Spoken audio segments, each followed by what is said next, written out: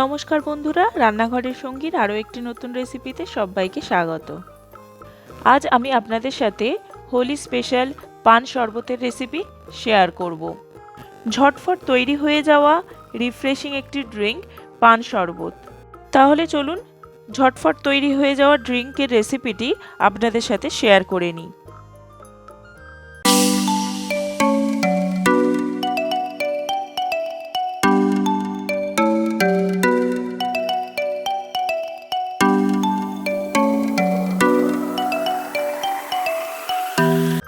পান শরবত বানানোর জন্য সবার প্রথমে একটি মিক্সিং জার নিয়েছি আর 4টে মিডিয়াম সাইজের পান পাতা নিয়েছি।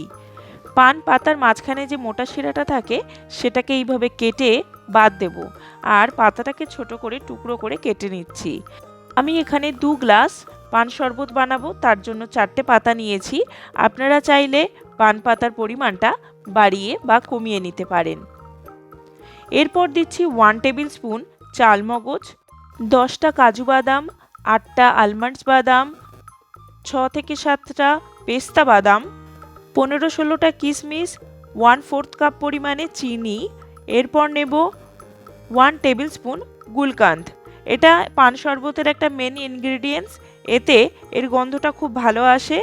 এটা অবশ্যই ব্যবহার করতে হবে, যে কোনো পান দোকানে পেয়ে যাবেন। 4টে এলাচ দিয়ে 1/2 কাপ দুধ দিয়ে দিচ্ছি। এরপর এটার একটা মিহি পেস্ট তৈরি করে নেব। দেখুন এর একটা মিহি পেস্ট তৈরি করা হয়ে গেছে। কত সুন্দর মিহি হয়েছে পেস্টটা। এরপর আমি একটা পাত্র নিয়ে নিচ্ছি, এতে 3 কাপ পরিমাণে লিকুইড দুধ নিয়ে নিচ্ছি। দুধটাকে আমি আগে থেকে জাল করে ঠান্ডা করে নিয়েছি। আপনারা চাইলে ফ্রিজের একদম ঠান্ডা দুধ ব্যবহার করতে পারেন, তাতে এই শরবত খেতে আরও বেশি ভালো লাগবে। এরপর যে পেস্টটা আমি বানিয়েছিলাম সেই পেস্টটাকে আমি এই দুধের মধ্যে মিশিয়ে দিচ্ছি। আমি এই শরবতটি বানানোর জন্য চিনি ব্যবহার করেছি, যেহেতু চিনি সব জায়গায় অ্যাভেলেবেল সেই জন্য। আপনারা চাইলে কনডেন্স মিল্ক ব্যবহার করতে পারেন আর মিষ্টির পরিমাণটা বাড়িয়ে বা কমিয়ে নিতে পারেন আপনাদের পছন্দ মতন। এরপর আমি একটা গ্রিন কালারের ফুড কালার ব্যবহার করছি, এতে এর রঙটা ভীষণ সুন্দর আসে, একটা হালকা গ্রিন কালার আসে, দেখতে ভীষণ লোভনীয় হয়। আপনারা চাইলে কালারের ব্যবহারটা স্কিপ করে যেতে পারেন। এরপর সব কিছু একবার ভালো করে মিশিয়ে নেব।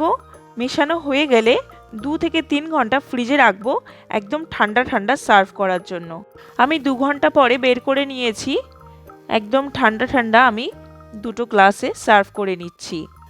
আপনারা চাইলে এখানে বরফের ব্যবহার করতে পারেন। আমি বরফের ব্যবহার করিনি, কারণ শরবতটি সেক্ষেত্রে পাতলা হয়ে যায়। সামনেই হোলি, আর হোলির দিনে আপনারা ঘরে অনায়াসে এই শরবতটি বানিয়ে নিতে পারেন। তাছাড়া যে কোনো গরমের দিনে এই রিফ্রেশিং একটা শরবত বানিয়ে নিতে পারেন।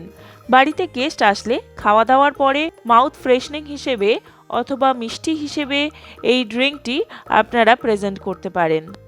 শরবতটি গ্লাসে সার্ভ করার পরে ওপর থেকে আমি অল্প করে আইসক্রিম দিয়ে দিলাম আর ড্রাই ফ্রুটস দিয়ে প্রেজেন্ট করছি। এটি সম্পূর্ণ অপশনাল। আজকে আমার এই পান শরবতের রেসিপি আপনাদের কেমন লাগলো তা কমেন্টের সাহায্যে অবশ্যই জানাবেন। যদি ভালো লেগে থাকে তাহলে একটা লাইক শেয়ার করতে একদম ভুলবেন না। আমার চ্যানেলে যদি নতুন অতিথি হয়ে থাকেন, চ্যানেলটিকে সাবস্ক্রাইব করে নেওয়ার অনুরোধ রইল। পাশে থাকা বেল আইকনটি প্রেস করে দেবেন, যাতে আমার ভিডিও নোটিফিকেশন সবার আগে আপনার কাছে পৌঁছায়। সবাইকে ধন্যবাদ।